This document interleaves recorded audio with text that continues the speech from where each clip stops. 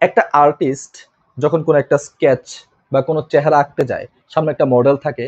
এখন মডেলের চেহারা দেখে দেখে কিন্তু আর্ট করে। এখন মডেলের যদি ৩টা চোখ থাকে, তাহলে ওই স্কেচ বুকে ওই আর্টিস্ট ৩টা চোখ কিন্তু আঁকবে।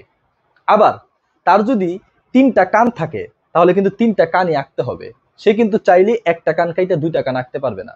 অবশ্যই তাকে ওই যে মডেলের চেহারা ঠিক যেমন তেমন করেই কিন্তু আঁকতে হবে। মডেলের যদি একটা নাক না থাকে, নাক ছাড়াই চেহারা বানাতে হবে। আমাদের নগদান বইটা হচ্ছে একটা স্কেচ বুক, আর ব্যাংকের যে বইটা ওইটা হচ্ছে আমাদের মডেল।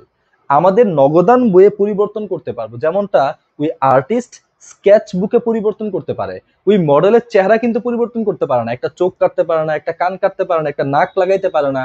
পরিবর্তনটা কোথায় করতে হয়? স্কেচ বুকে। এককজের পদ্ধতিতে আমরা ব্যাংকের যে বইটা ওইটাকে পরিবর্তন করতে পারি না, সেখান থেকে কোনো কিছু যোগ বা বিয়োগ করতে পারি না। পরিবর্তনটা করতে হয় আমাদের যে নগদান বই সেইখানে। আমাদের যদি এখানে কিছু কম থাকে, যোগ করে দিব। এখানে যদি কিছু বেশি থাকে, বিয়োগ করে দিব। যোগ বিয়োগ কইরা ওই ব্যাংকের বইয়ের সাথে মিলাই দেওয়াটাই হচ্ছে এককজের পদ্ধতির কাজ।